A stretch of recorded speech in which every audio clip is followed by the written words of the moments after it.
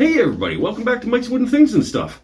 I'm down here at the Crow's Nest Artist Collective in beautiful Campbell River, British Columbia, Canada, where I work part-time and teach some classes and things.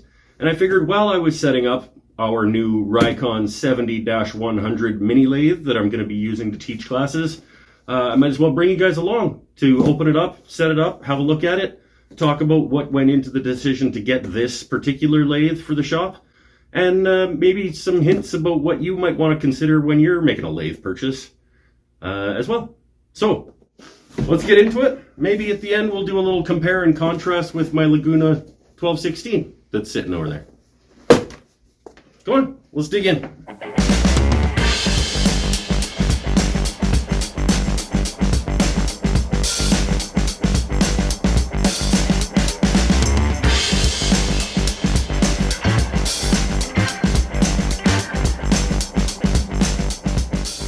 So this lathe cost us, we have no connection with RIKON or affiliation whatsoever, so we did pay for this with our own money for here at the shop. It cost us about $500. We did get it on sale.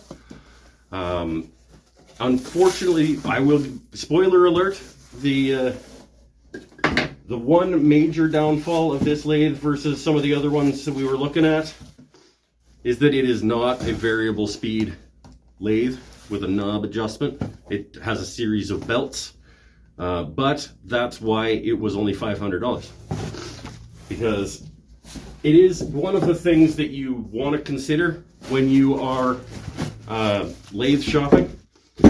Personally, I think that it's worth the extra money to go up to a lathe that has variable speed control. But if you want to save a few bucks, there's nothing wrong with having to change belts to belt pulley locations in order to change speed on your lathe. So that's what we decided to do. Probably saved 500 bucks.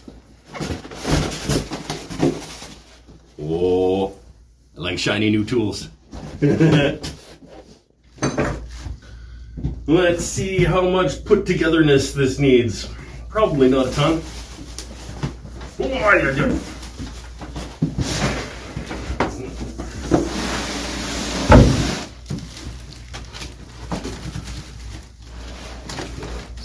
Come on.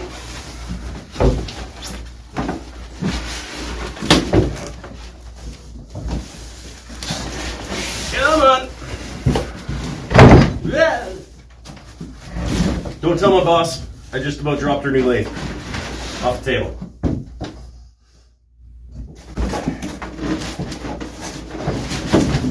Ah, damn it. Yeah, well, I got my hand under it. All right. All right, let's get her unbagged. We got it unboxed, got to get it unbagged. And then we'll do a quick wipe down with some mineral spirits to get the storage / shipping goo that's sure to be present. It's not too bad. Doesn't look super greasy like some tools.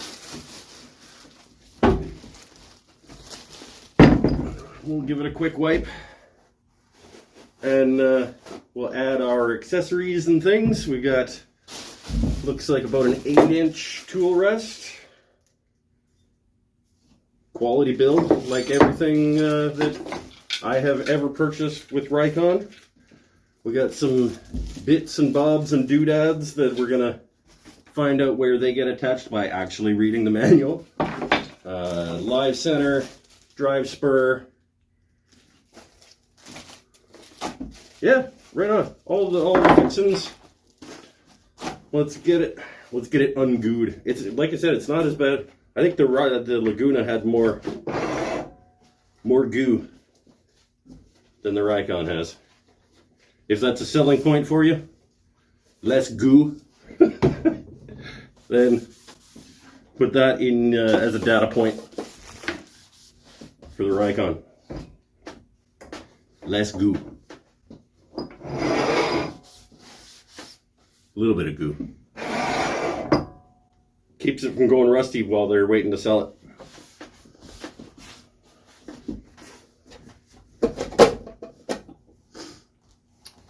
There's our belt changes. Quick release belt changes. Looks like belt changes are going to be relatively easy. Cam system here to loosen the tension. Yeah. Still pleased with the purchase. All right, get the tailstock off so we can get our banjo on there. It's probably not going to. Just had a wrench a second ago. Loosen that up just a titch. There we go.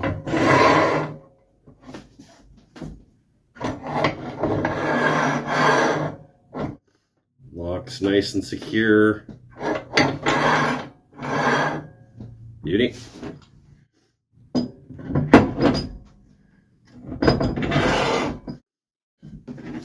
Tool rest in there.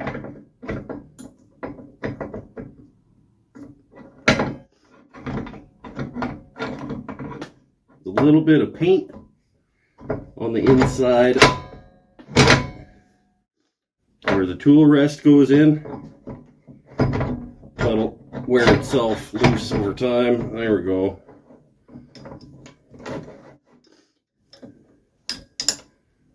I don't know if the Laguna hits here while I'm trying to tighten down the, I'll have a look at that.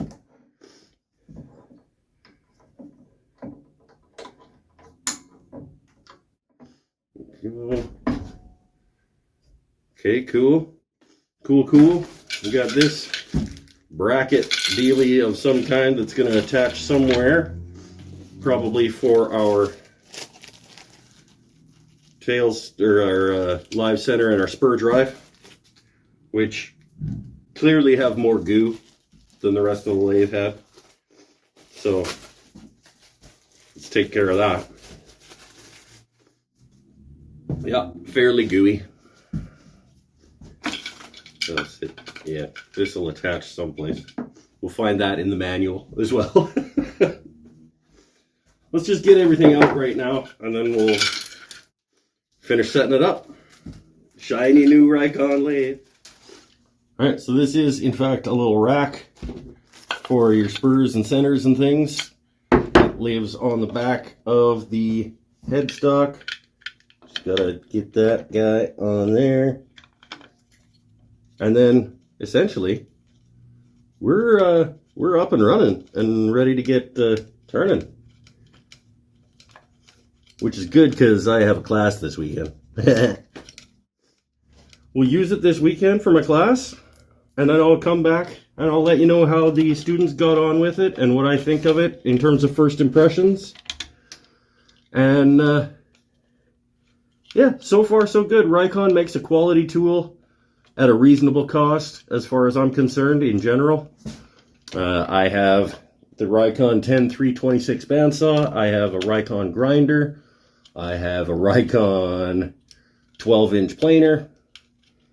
I think it's a good value, a good place in the market in terms of quality for price. The ratio is pretty high in terms of the quality you get from RIKON in general, from what I've seen.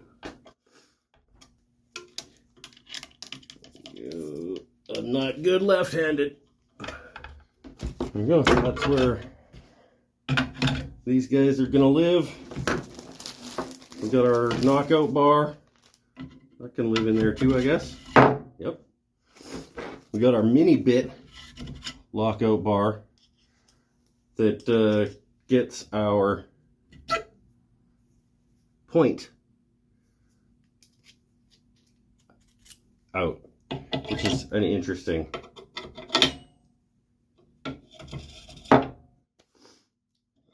I don't like that it sits so low that this doesn't actually bottom out. It just rests on whatever the lathe is sitting on. Nitpicking, but all right. So I am gonna use it this weekend. Let's plug it in and make sure it spins. before I say that I'm going to use it this weekend for a class.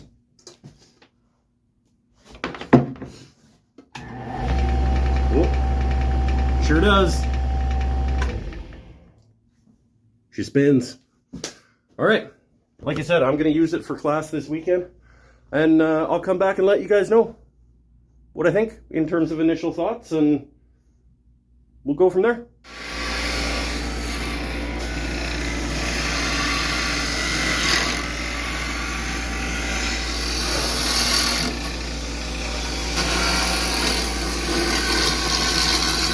Okay, now that I've had a few months to play with the lathe, I've had a few classes go through the space working with the lathe.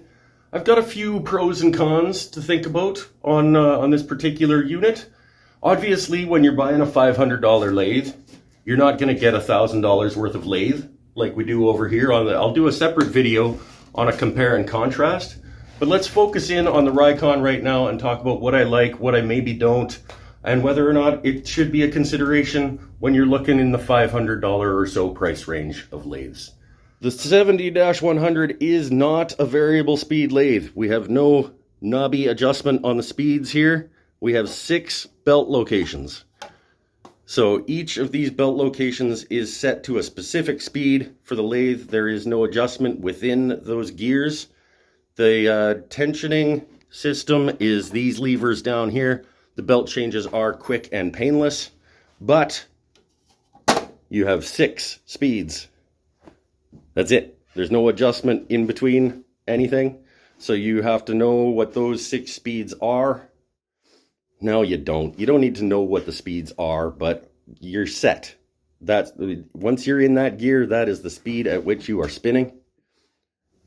Unlike a variable speed lathe, where within each gear, you have fully adjustable dial. So if that's something that you're going to want, this is not going to be a consideration for you.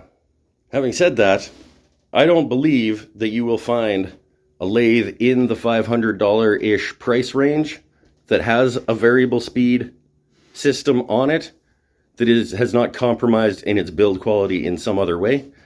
So for a $500 lathe, I think personally, I would rather have a solid, robust, well-built machine without variable speed than a garbage machine with a fully adjustable speed mechanism. That's just me personally. You make your own decisions. A few things that I think they could have done better without increasing too much of the cost. The first sort of con, I guess, would be this tool rack caddy thing. Both the location on the back of the headstock I don't think is ideal, as well as the fact that it is probably the cheapest substance known to man.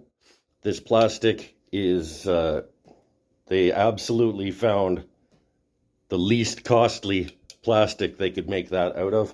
I don't have a lot of confidence in that to hold up over time. Another thing I guess I should mention is that, in comparison, it's an unfair comparison, but the tailstock locking mechanism back here, it needs to be in a certain location to maneuver the tailstock. If you let it go, it's now not going to move, so you kind of have to hold it, because if it's not sitting in exactly the right spot, like, it doesn't. So it's just a creature comfort thing, the Laguna. That's the open position. It slides. That's the closed position. It doesn't slide.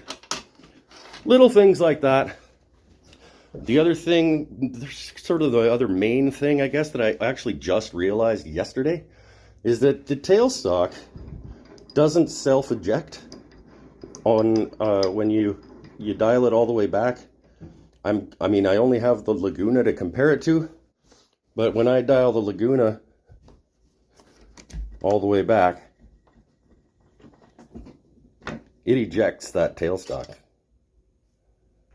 or that mandrel there. This one doesn't have that feature, so it's a little bit annoying, actually.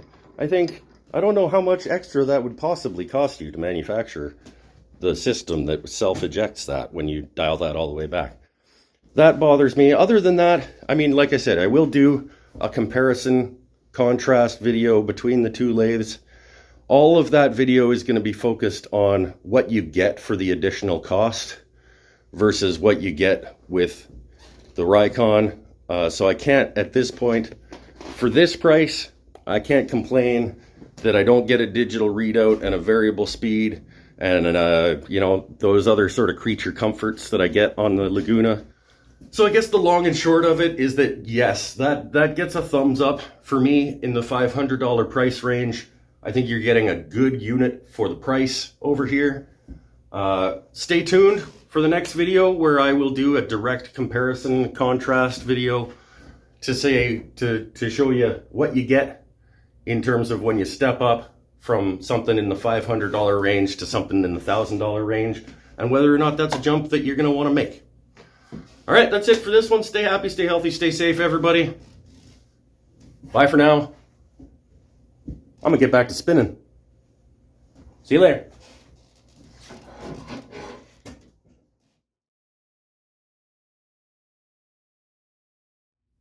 Hey everybody, welcome back to Mike's Wooden Things and Stuff.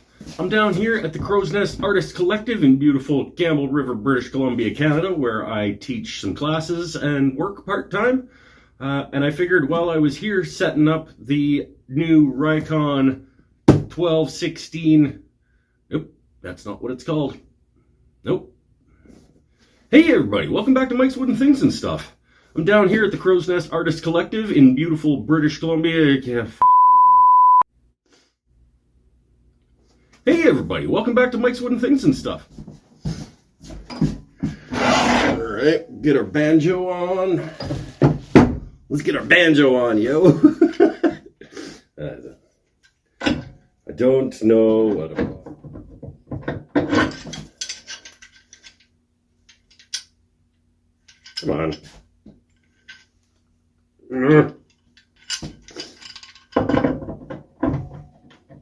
Damn it. Need a wrench. Yes, it's a quality unit for $500. It is well made, as all RIKON products that I've ever experienced have been. It's got enough mass that it doesn't shake around on you when you're spinning it. It is...